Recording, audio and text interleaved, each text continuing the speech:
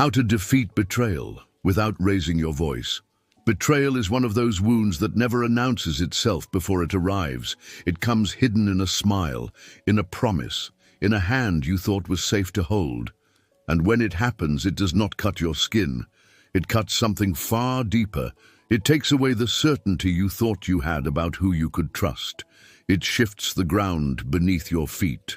And yet the question remains, if betrayal has the power to shake your soul, does it also have the power to define you forever? Or do you still hold the choice of what you become after the pain? Most people think that the only way to respond to betrayal is with noise, with shouting, with the desperate attempt to prove that they cannot be broken. But what if the real victory is quieter, sharper, more lasting? Have you ever wondered what it would look like to defeat betrayal without lifting your voice, without giving away your peace, without letting the traitor see you drown in their storm? Is it possible that silence, when chosen with strength, can become a weapon they never expected you to carry? Think back to a time when someone you trusted failed you. Do you remember the way your chest tightened, the way your mind replayed every detail, searching for the moment when it all went wrong? Did you find yourself rehearsing speeches you would never say out loud? And did you notice how those speeches only tied you more tightly to the wound instead of freeing you? If you could go back to that moment, would you choose the noise or would you choose the silence? Defeating betrayal without raising your voice begins with understanding that the person who hurt you is not your judge, not your master, not the one who carries the final word about who you are. They acted, they wounded, they betrayed, but the echo of that action depends on how long you allow it to live inside you. If you refuse to keep feeding it with your rage, doesn't it begin to starve? And if you starve it long enough, doesn't the betrayal itself begin to lose its teeth? There is a kind of quiet strength that comes when you realize that you do not need their apology to heal. How many nights have you wasted waiting for words that never arrived? How many mornings did you wake up still carrying a dialogue with someone who was not even in the room? And how would your life look if you stopped waiting altogether and decided that your healing was not a gift they could give, but a decision only you could take? When you do not raise your voice, you refuse to become a mirror of their chaos. If betrayal is fire, then your anger is oil. And when you refuse to pour it, the flames eventually die. But here is the hard question. Do you want the fire to die, or do you secretly want it to keep burning so they can see how much they hurt you? If the second is true, who still holds the power, you or them? There is an elegance in silence that no scream can imitate. Imagine standing face to face with someone who betrayed you, and instead of breaking, you simply stand still, calm, with eyes that no longer search for answers. What could they possibly do in the face of that? Would they not realize that your dignity outgrew their betrayal? And if your dignity is intact, doesn't that mean you already won? Ask yourself, what do you want more, revenge or peace?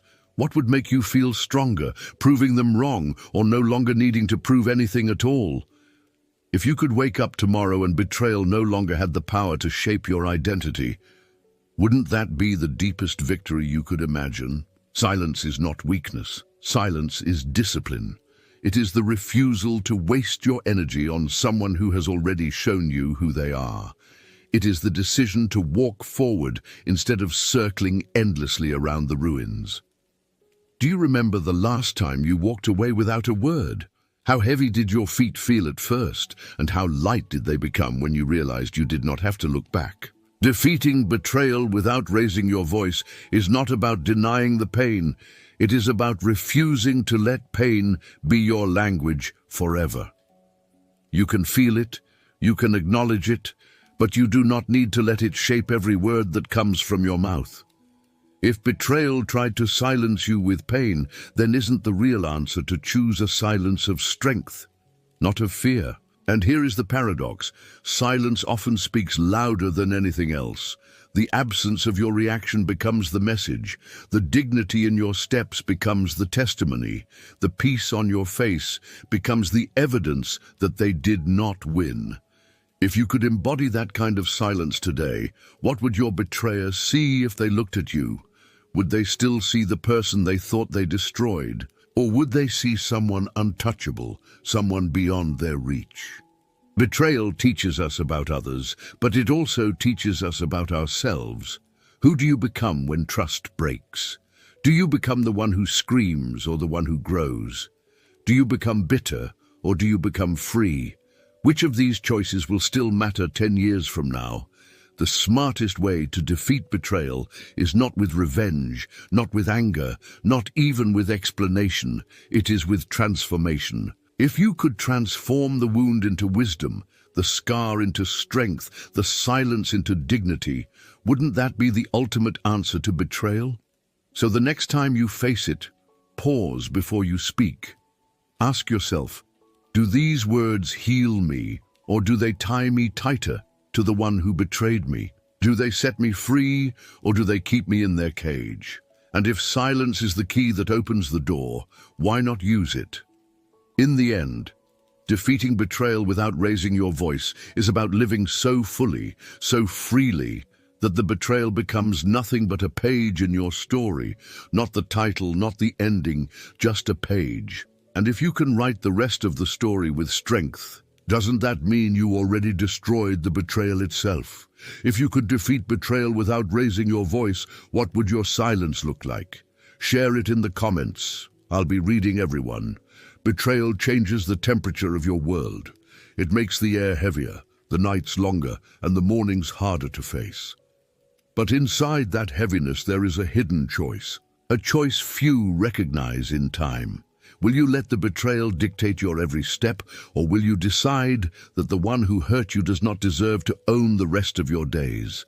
Have you realized that every time you replay the scene in your mind, you are still giving them space they no longer deserve?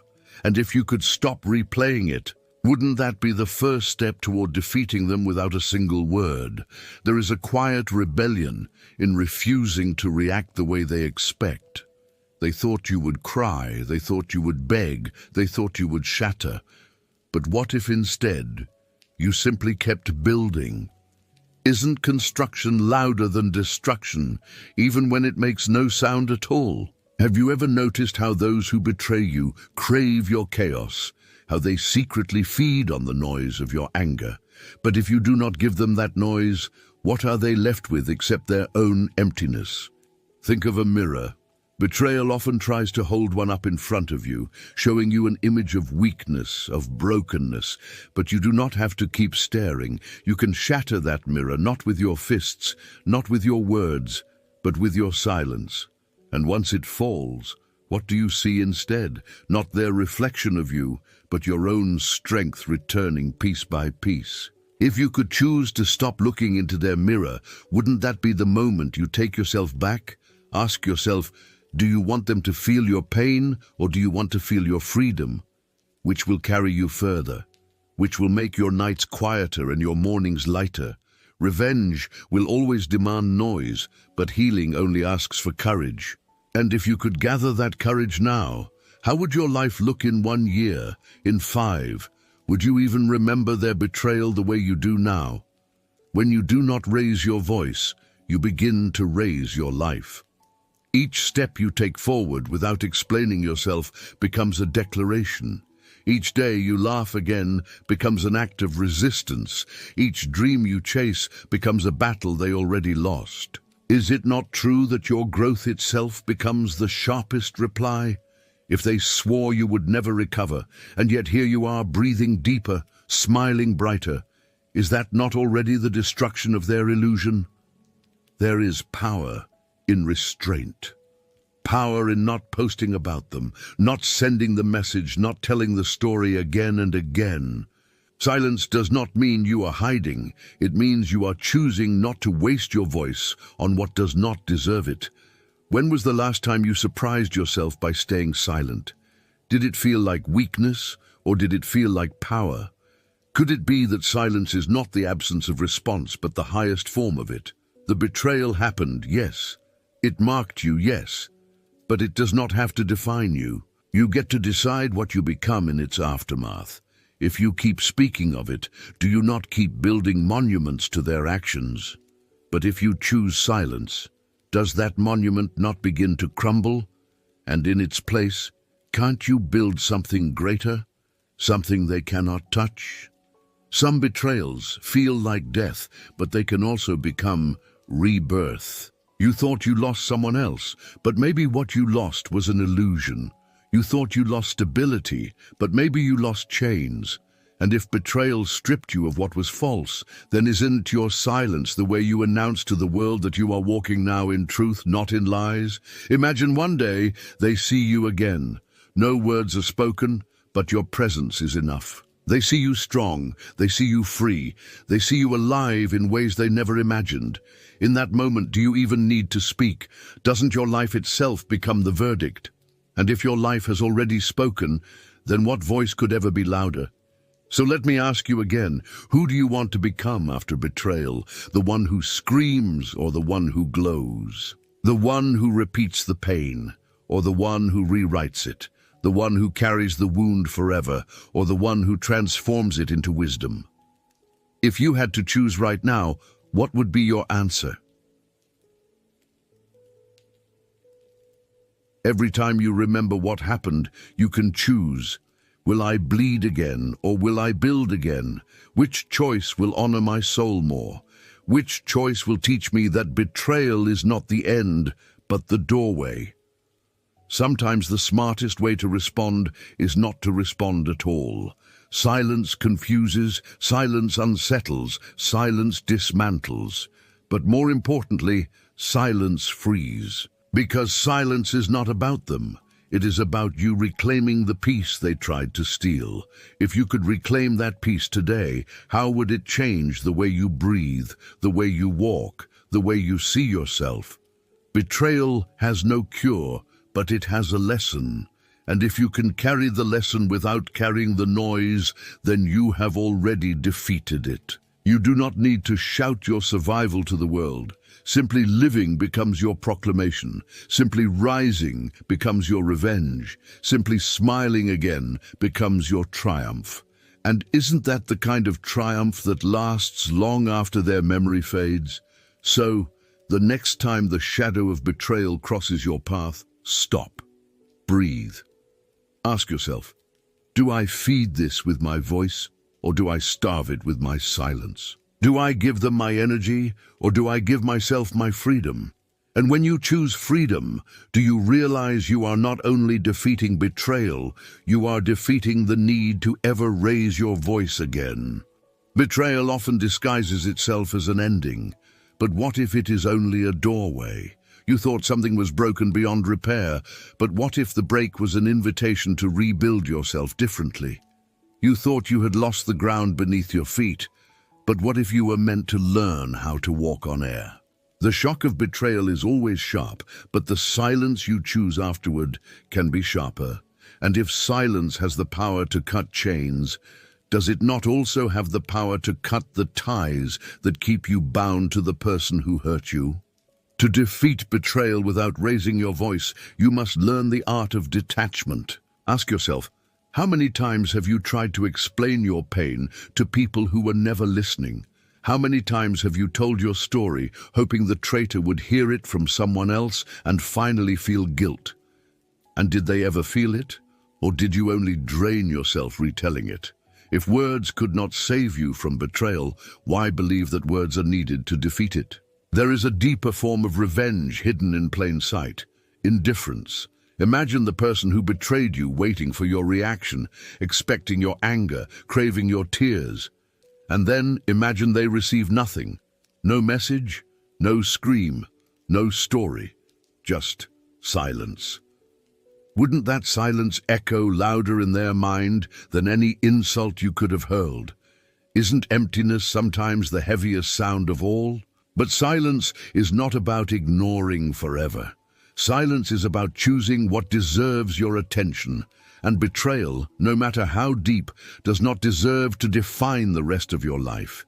If you could redirect every ounce of energy you wasted on the memory of what they did into the creation of what you could become. How extraordinary would your life look in a year?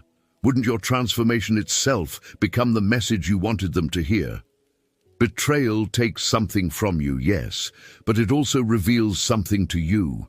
It shows you the truth about people you once trusted. It shows you the fragility of promises. And more importantly, it shows you the strength you never knew you had until you had no choice but to stand in silence. Isn't it true that the people who hurt you also, without meaning to, revealed your hidden power? And if that is true, isn't your growth the ultimate way to make their betrayal meaningless? Ask yourself, do I still want them to see me, or am I ready to live as if they never existed? Which of these choices feels like freedom? Which feels like another chain? If freedom is what you want, then doesn't silence become the path? Silence says, you no longer exist in my story. Silence says, I have outgrown your shadow. Silence says, I am no longer answering to the wound you left. Think of your life as a book. Betrayal is one chapter. Do you want to keep rereading it forever, or do you want to turn the page? If you could write the next chapter in silence, with strength, with dignity, wouldn't that chapter become the proof that you are not defined by what they did? And if the proof exists in your life itself, why would you ever need to raise your voice to explain it? There is a quiet majesty in those who rise without speaking. They carry scars, yes, but they also carry a calm that no one can shake. Have you ever met someone who radiates peace even after great suffering? Did their silence not speak louder than any speech?